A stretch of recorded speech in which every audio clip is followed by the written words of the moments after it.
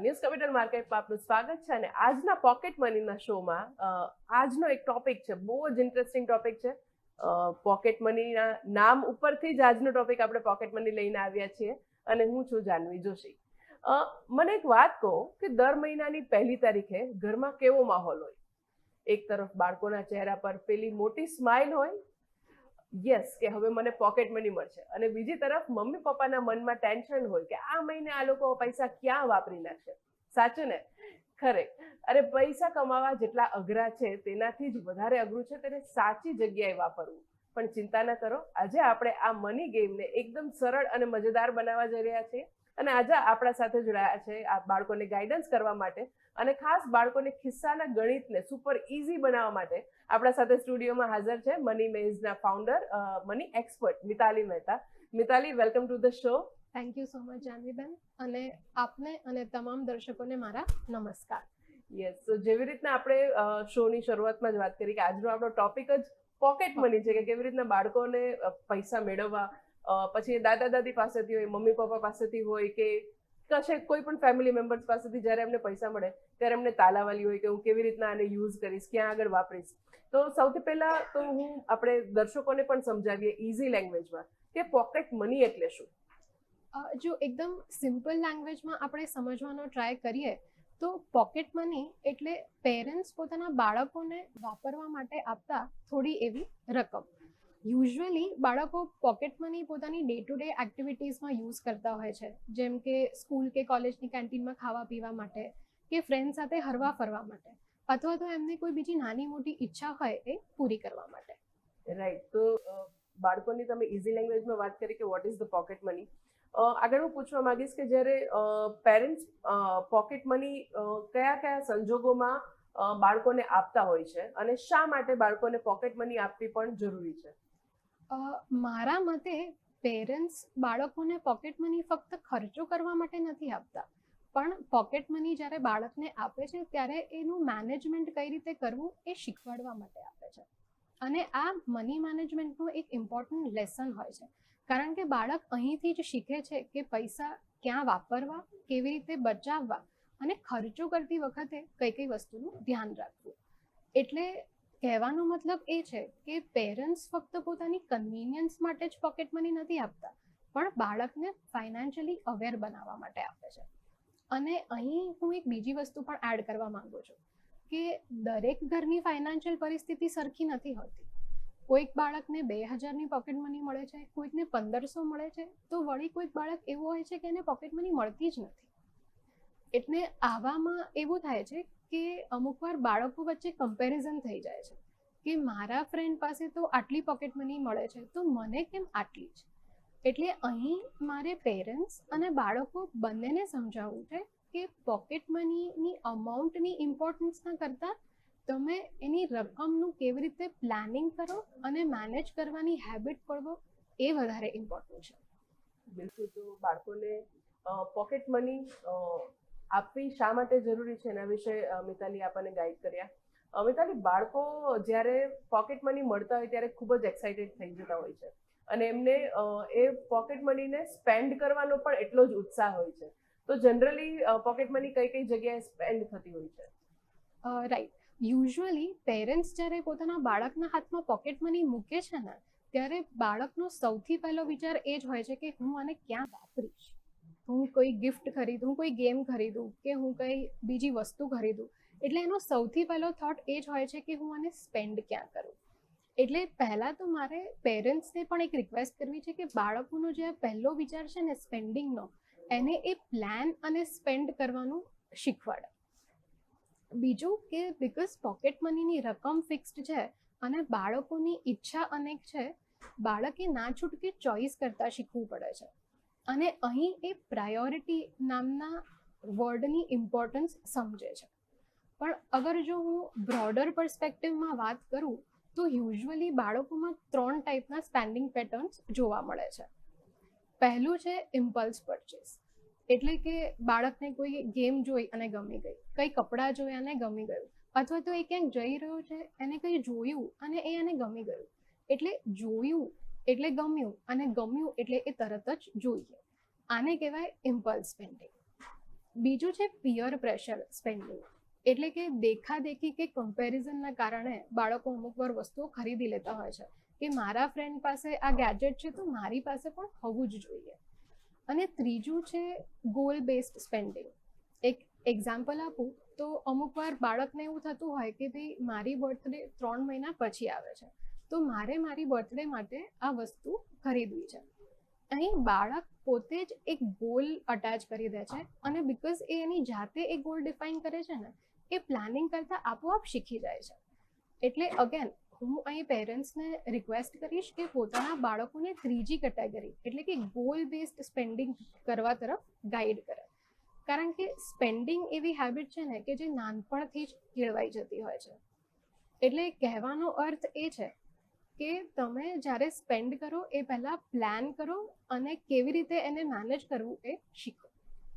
બિલકુલ. તો બાળકોને સ્પેન્ડિંગ કરતા પહેલા, પૈસા વાપરતા પહેલા કેવી રીતના કઈ જગ્યાએ વાપરવા એની સમજ હોવી ખૂબ જ જરૂરી છે.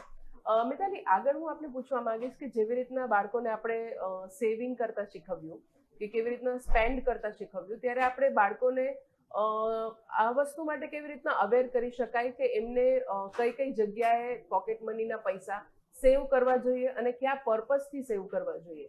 એક પર્પઝ એમને દેવું શા માટે જરૂરી છે? એક તો અહીં હું છે ને પહેલાં મારો એક પર્સનલ એક્સપિરિયન્સ શેર કરવા માંગુ છું કે મારા બાળપણમાં છે ને પોકેટ મનીનો કન્સેપ્ટ હતો નહીં. મારા પેરેન્ટ્સનું હંમેશા એવું માનવું હતું કે જે વસ્તુની ખરેખર જરૂર છે ને તે તેઓ આપશે. પણ અને મને નાનપણમાં નોવેલ્સ વાંચવાનો ખૂબ શોખ હતો, એટલે એ લોકોએ મને પુસ્તકો ખરીદી આપવાની ક્યારેય ના પાડી. પણ એક વખત બન્યું એવું કે મેં નાઇકીના શૂઝ ખરીદવાની જીદ પકડી. ત્યારે એ લોકોએ મને એવું સમજાવ્યું કે બેટા સારા શૂઝ ચોક્કસ મળશે, પણ નાઇકી બ્રાન્ડ કે બ્રાન્ડની પાછળ વધારાનો ખર્ચો અત્યારના કરવો યોગ્ય નથી. એટલે એમને મને સારા શૂઝ તો અપાવ્યા પણ નાઇકીના શૂઝ તો ના જ અપાવ્યા. પણ હા, મારી આવતી વર્ષગાંઠ પર મારી બર્થડે ગિફ્ટ નાઇકીના શૂઝ જ હતી. પણ આજે હું જ્યારે પાછળ વળીને જોઉં છું ને ત્યારે હું રિયલાઇઝ કરું છું કે મારા પેરેન્ટ્સે મને એક બહુ ઇમ્પોર્ટન્ટ ફાઇનાન્શિયલ લેસન શીખવાડ્યો હતો કે દરેક જીદ કે દરેક ઈચ્છા તરત જ પૂરી કરવી એવું જરૂરી નથી. એટલે પોકેટ મની મળે કે પોકેટ મની ના મળે, તમારે તમારા બાળકોને નીડ્સ અને વોન્ટ્સ એટલે કે જરૂરિયાત અને ઈચ્છાઓ વચ્ચેનું ડિફરન્સ સમજાવો એ અગત્યનો છે. અને એ જ મારા હિસાબથી સૌથી મોટું ફાઇનાન્શિયલ એજ્યુકેશન છે. બિલકુલ. તો બાળકોને નીડ અને વોન્ટ વચ્ચેનો ડિફરન્સ કેવી રીતના સમજાવી શકાય, આગળ હું આપને એના વિશે જ પૂછવા માંગતી હતી કે જે આ ડિફરન્સ છે નીડ અને વોન્ટ, એ અલગ અલગ એજ ગ્રુપના બાળકોને આપણે અલગ અલગ રીતના શીખવી શકીએ, પણ એક કોમનલી જોવા જઈએ તો આ કેવી રીતે શીખવાડી શકાય? એકદમ અગેન સિમ્પલ લેંગ્વેજમાં આપણે સમજીએ તો નીડ એટલે એવી વસ્તુ કે જે ના હોય ને તો આપણું કામ અટકે, એટલે કે આપણને એના વગર ના ચાલે. પણ વોન્ટ એ એવી વસ્તુ છે કે જે હોય તો બહુ સારું લાગે, પણ ના હોય તો આપણું કામ અટકે એવું ના બને. જેમ એક્ઝામ્પલ આપું તો મેં હમણાં જ મારી વાત કરી કે સારા શૂઝ એ મારી નીડ હતી, પણ નાઇકી બ્રાન્ડના શૂઝ એ મારી વોન્ટ હતી. એટલે લાઈફમાં આપણે જેટલું નીડ્સ અને વોન્ટ્સ વચ્ચેનું ડિફરન્સ જેટલો જલ્દી સમજીએ છીએ ને એટલા જ સારા અને સાચા ફાઇનાન્શિયલ ડિસિઝન્સ લઈ શકીએ છીએ. બિલકુલ મિતાલી, તો તમે જેવી રીતના તમારા પર્સનલ એક્ઝામ્પલથી શીખવાડ્યું કે કેવી રીતના બાળકોને વોન્ટ અને નીડનો ડિફરન્સ સમજાવી શકાય, કે એમના માટે એક્સપેન્સિવ શૂઝ એ કદાચ એમની વોન્ટ છે, એમની નીડ નથી. કોઈ પણ સારા શૂઝથી એમની નીડ પૂરી થઈ શકે છે, એ આપણે બહુ સરળતાથી બાળકોને શીખવાડ્યું. ને આ દરેક બાળકોની જીદના દરેક મુદ્દાઓમાં વસ્તુ લાગુ પડે છે. આગળ હું આપણે પૂછવા માંગીશ કે જ્યારે આપણે બાળકોને સ્પેન્ડિંગ શીખવીએ ત્યારે ધારો કે બાળકો પાસે 100 રૂપિયા છે અને એમને એ ચોકલેટ ઉપર સ્પેન્ડ કરવા છે, તો આપણે એમને આ સ્પેન્ડિંગનો અને સેવિંગનો ડિફરન્સ કેવી રીતે શીખવાડી શકાય, કે એમને કેવી રીતના એ સમજાવવું જરૂરી છે કે બચત કરવી વધારે જરૂરી છે rather than spending it on chocolate? A difference કેવી રીતે આપણે એમને શીખવી શકીએ? જો અહીં હું સાચું કહું ને તો હું હોઉં તો એ 100 રૂપિયામાંથી બંને કરું. હું ચોકલેટ પણ ખાઉં અને હું બચાવું પણ ખાઉં. કારણ કે જો હું એ પૂરેપૂરા 100 રૂપિયાની ચોકલેટ ખાઉં છું અથવા પૂરેપૂરા 100 રૂપિયા બચાવું છું ને તો મને કોઈ એક વસ્તુ ના કર્યાનો અફસોસ રહી જશે. પણ જો હું 100 રૂપિયામાંથી માની લો કે 20 કે 30 રૂપિયાની ચોકલેટ ખાઉં છું અને બાકીનાની બચત કરું છું ને, તો મને ચોકલેટ ખાધાનો આનંદ પણ થશે અને પૈસા બચાવ્યાનો સંતોષ પણ થશે. એટલે કહેવાનો અર્થ એ છે કે ફાઇનાન્શિયલ આયોજનનો મતલબ જીવનના આનંદોને છોડીને ફક્ત પૈસા ભેગા કરવો એ જ નથી, પણ અગેન નીડ્સ અને વોન્ટ્સ એની વચ્ચે એક બેલેન્સ જાળવી રાખવાનો છે. બિલકુલ. તો બાળકોને આપણે નાનપણથી જ નીડ અને વોન્ટ વચ્ચેનું બેલેન્સ જો શીખવીશું તો એ લોકો એમની જે પોકેટ મની, એમને જે સેવિંગ કરેલું છે એને સારી રીતના વાપરી પણ શકશે અને બચાવી પણ શકશે. મિતાલી, અત્યારે સમય થયો છે એક નાનકડા વિરામનો. આપણે બાળકોને અને એમના પેરેન્ટ્સને આ ગાઈડન્સ આપતા રહીશું, પરંતુ અત્યારે સમય થયો છે એક નાનકડા વિરામનો.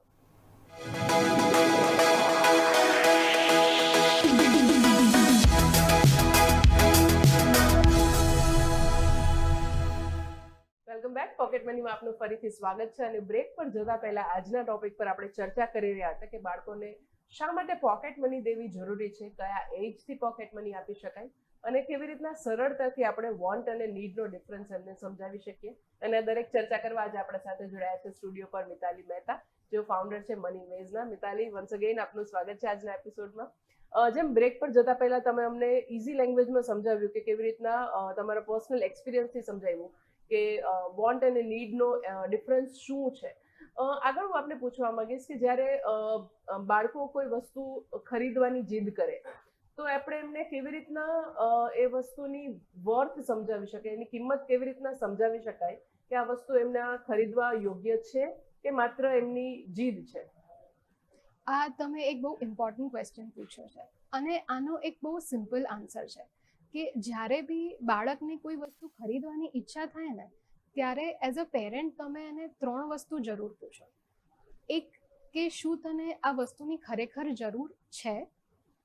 બીજું, કે અગર તું આ વસ્તુ અત્યારના નથી ખરીદી રહ્યો કે નથી ખરીદી રહી તો થોડા દિવસ પછી આ વસ્તુ તને એટલી જ ગમશે?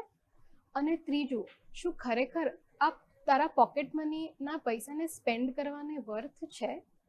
જો આ ત્રણેય ક્વેશ્ચનના આન્સર્સ બાળક હામાં આપે તો પછી એ વસ્તુ ખરીદવા પર વિચાર કરી શકાય છે.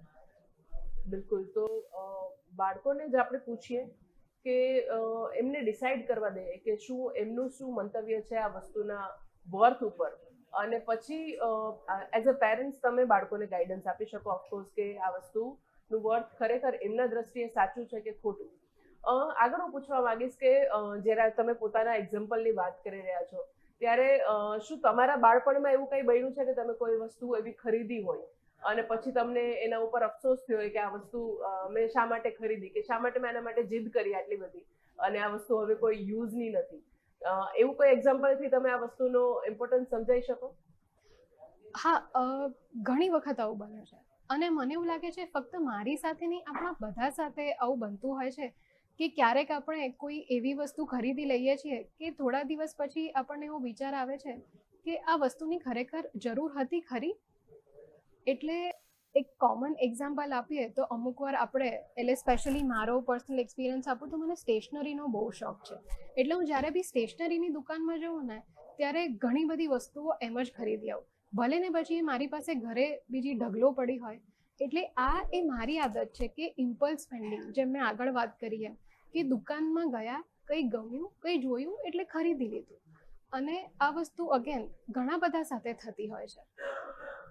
બિલકુલ. તો બાળકો માટે કોઈ વસ્તુની જીદ કરવી એ બહુ ઓબ્વિયસ વસ્તુ છે અને એ જીદ કરીને ત્યારે ઘણી વખત હવે તો બાળકો એવું વાતાવરણ ક્રિએટ કરી દે કે પેરેન્ટ્સ શું કહેવાય, એમના સાથે એમની જીદને પૂરી કરવા, એમની જીદને શાંત કરવા માટે એ વસ્તુ ખરીદીને આપી દેતા હોય છે અને પછી કદાચ એ વસ્તુ, જેમ મિતાલીએ કીધું એમ, એટલી બધા અંશમાં એમના પાસે અવેલેબલ હોય કે એ વસ્તુ યુઝ તો કશે થવાની નથી, પરંતુ એ પૈસાનો વ્યય થાય છે.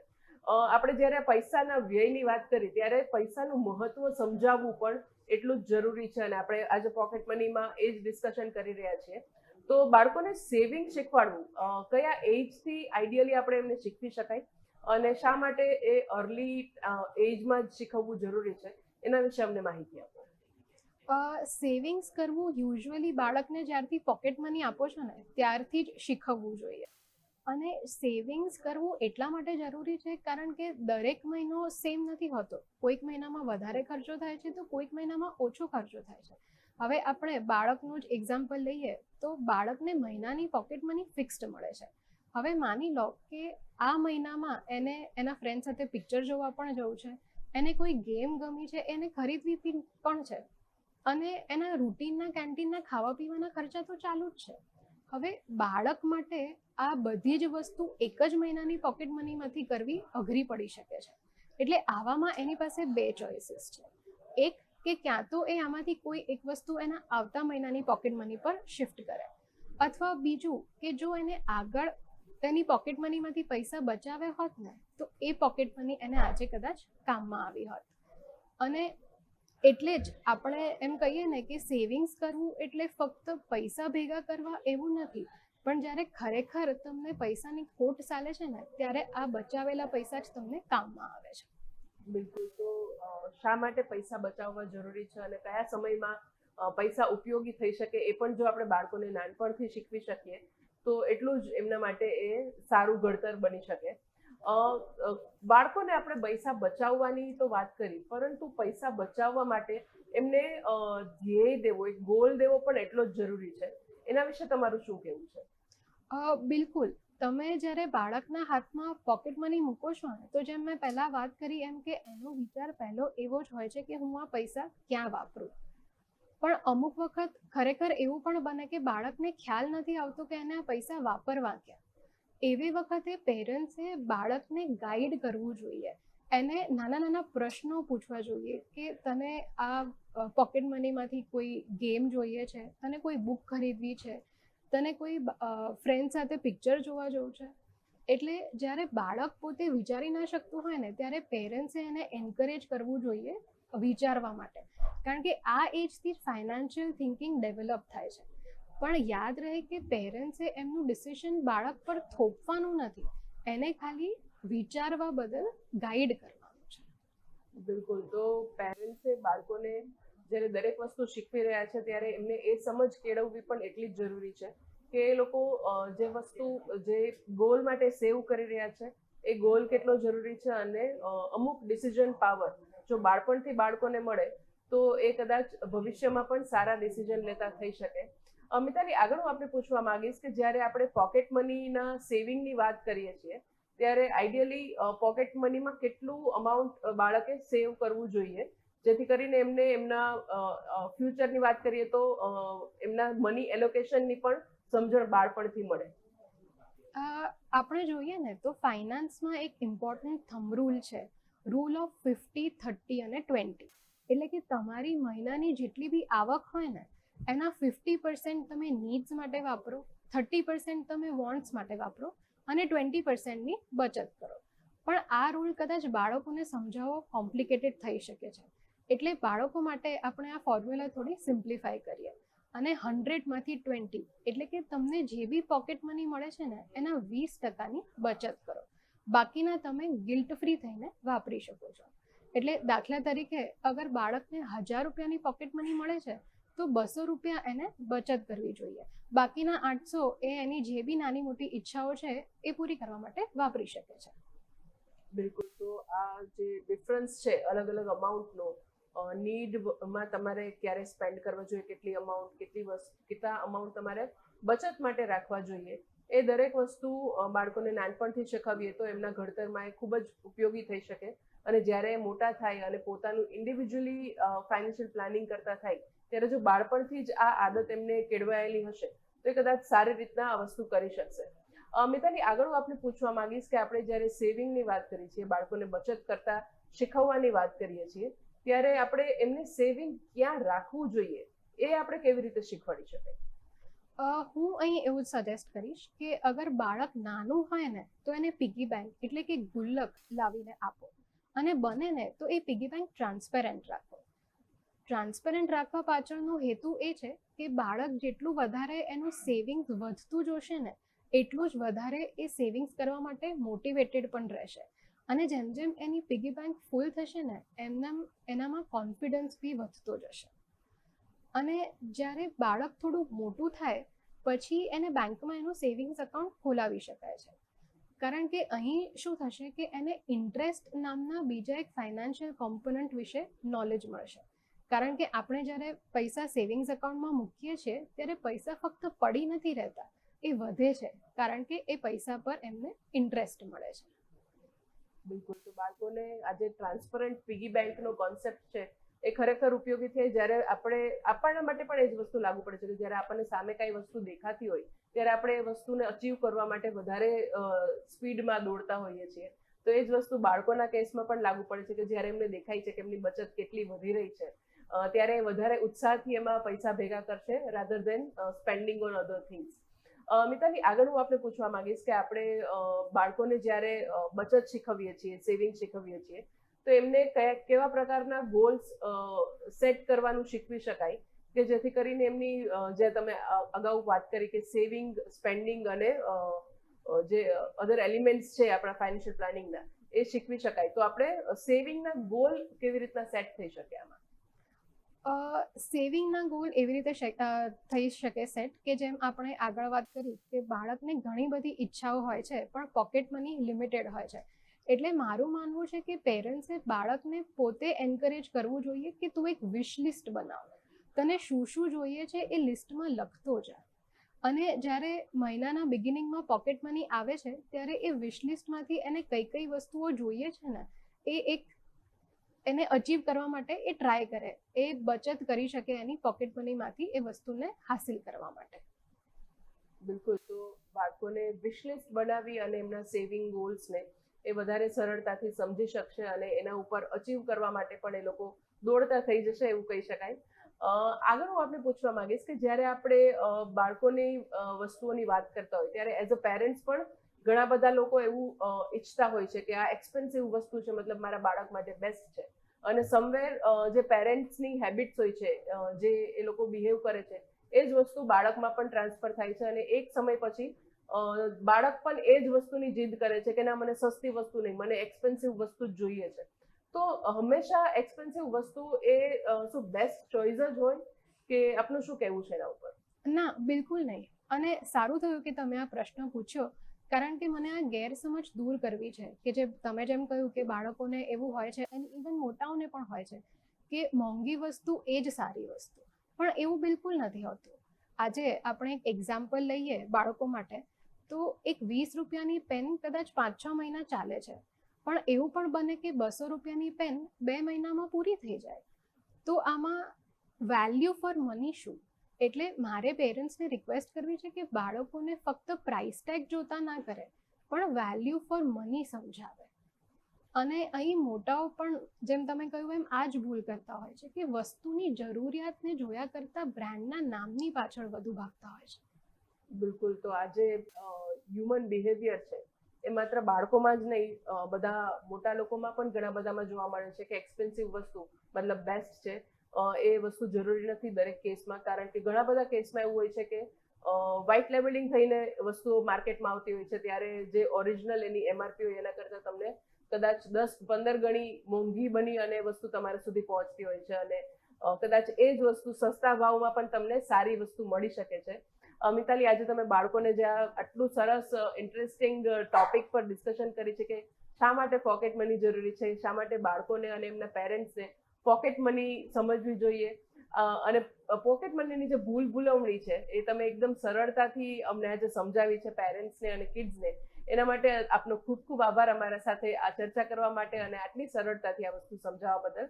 અને અંતમાં તો એટલું જ કહીશ કે પેરેન્ટ્સ અને કિડ્સ, આશા છે કે આજનો એપિસોડ તમને ગમ્યો હશે. હવેથી જ્યારે પણ પોકેટ મની મળે ત્યારે સ્માર્ટલી ખર્ચ કરજો અને સુપર સેવર બનજો, કારણ કે પોકેટ મનીની જે હેબિટ છે એ જ તમારું ભવિષ્યની હેબિટ પણ ડેવલપ કરી શકે છે.